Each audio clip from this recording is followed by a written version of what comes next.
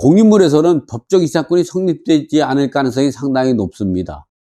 그러나 예외적으로 우리가 법적 이사건이 성립되는 사례가 세 가지가 있다랬죠.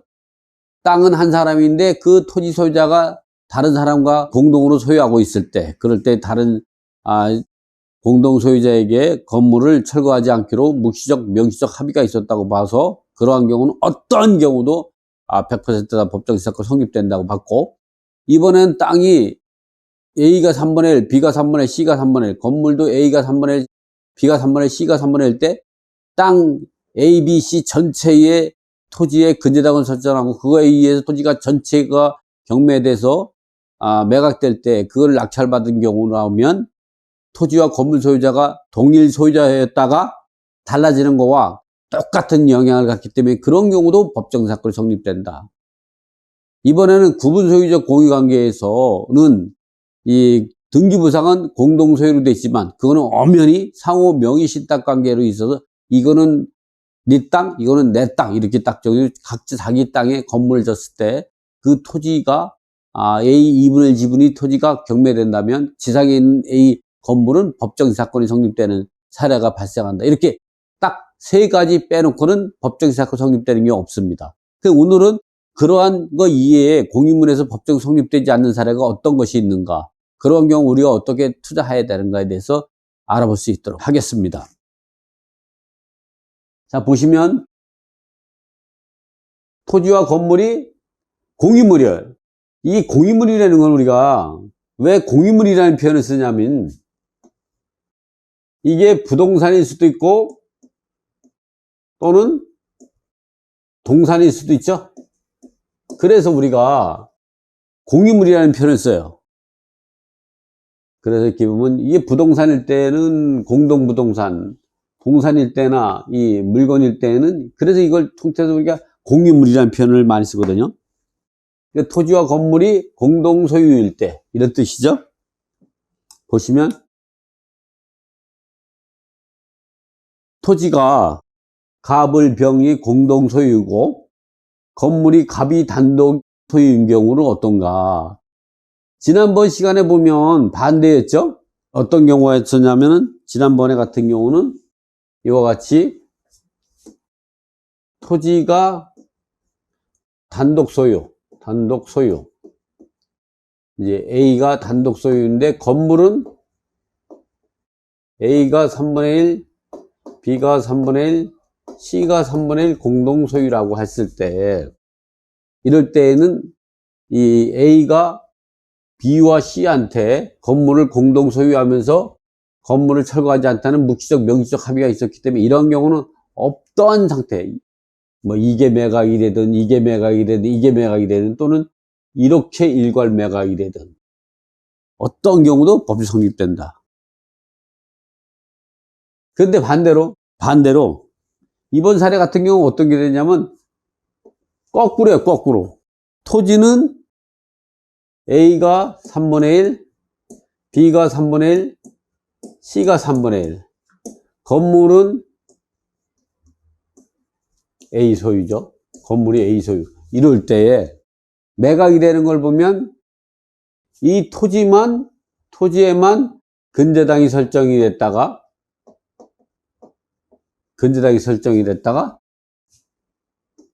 토지 A 지분만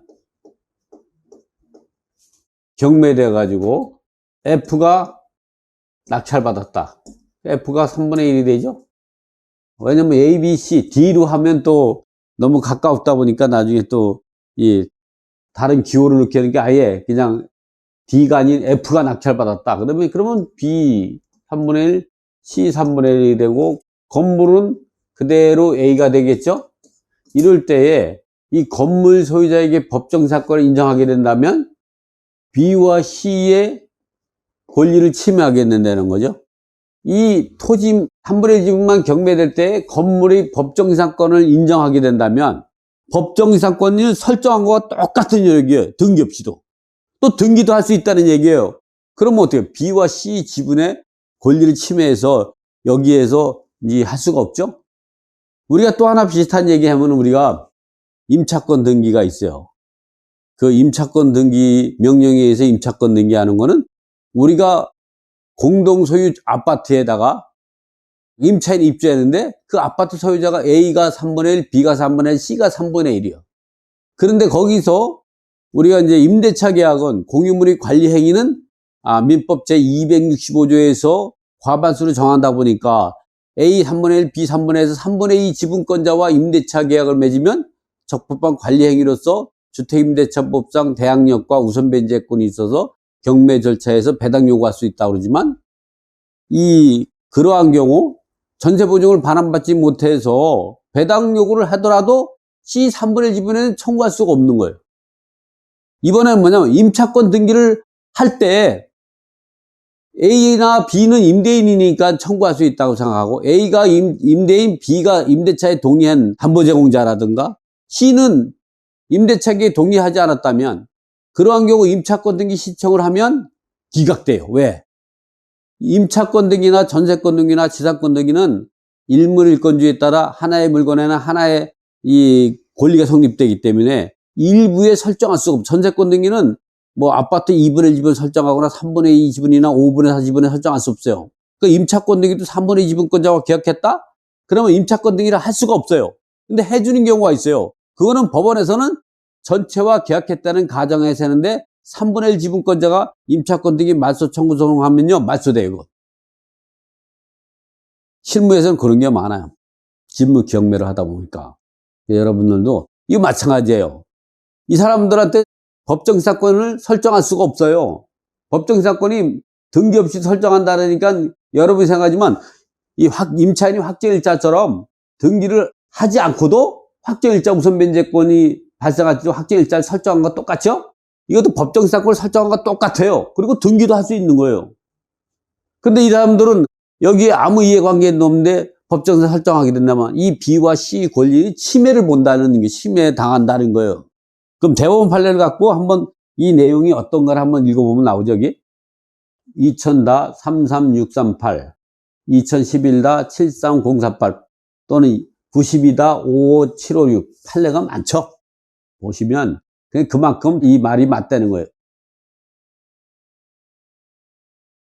갑을, 병이 각 3분의 1씩 공동 소유한 사례에서 갑이 을, 병 동의하에 그 지상에 건물을 신축했다면 그 건물은 갑소유가 된다. 이럴 때 보면 이 갑소유 3분의 1 지분 토지에 설정된 근저당권자의 경매 신청으로 갑 토지 3분의 1 지분이 매수했더라도 갑이 건물을 위한 법정사건은 성립되지 않는다. 이뿐만 아니라 갑을이 병 동의하에 그 지상의 건물을 신축하여 건물이 갑과 을이 공동소유에서도 갑이 3분의 1 지분이 달라진 경우에도 마찬가지다. 이러한 이유는 대법원에서는 다른 공유자의 이익을 침해하고 각 건물 소유자에게 부당이득을 주게 된다는 점에서 법정 이상권을 인정하지 않고 있다. 즉 사용수익이 범위 내용이 공유물의 기존의 모습이 본질적 변화를 일으켜 관리 행위가 아닌 처분 변경에 이르기 이런 거. 결국 뭐냐면 이게 A가 B, C의 동의로 임대차 계약을 맺었다도 이거는 관리 행위에 해당이 되지 여기 B, C분의 법정 이상권을 설정한 것과 똑같은 이 처분과 변경 행위에 이르러서는 안 된다는 것이죠. 이거는 관리 행위가 아니에요. 처분 변경 행위에 해당이 되죠. 왜냐면 B와 C한테 지상권을 등기하는 거예요. 등기 없이도 설정한 거나 마찬가지니까 이런 거는 물권이 변동이에요. 그 채권 계약이 물권 변동으로 이루어지는 현상이 되죠. 그래서 인정이 안 된다는 거예요. 설령 우리가 여기서 설령 어디까지 보냐? 설령 이런 경우라도 A가 10분의 9고 B가 10분의 1에 그리고 건물은 A가 소유하고 있는 거죠. A가 이랬다고 해도 여기에 근저당이 설정이 되고 나가지고 A 지분만 경매돼 가지고 누가 낙찰받느냐? F가 10분의 9를 낙찰받았다고 하고 B가 10분의 1이라고 하더라도 이 A 건물은 법정사건 성립되지 않는다는 거예요. 그리고 이렇게 여기서처럼 B와 C한테의 그 토지 임대차 계약은 관리행위에 해당, 민법 제265조에 의해서 관리행위로서 적법하지만 그러한 관리행위가 그건 채권계약에 불과하기 때문에 그런 경우 그 동의 자체를 갖고 법정지상권 인정하게 하게 된다면 B와 C한테 법정지상권은 지상권을 설정하는 처분 변경에 이르기 때문에 법정지상권을 인정하지 않는다.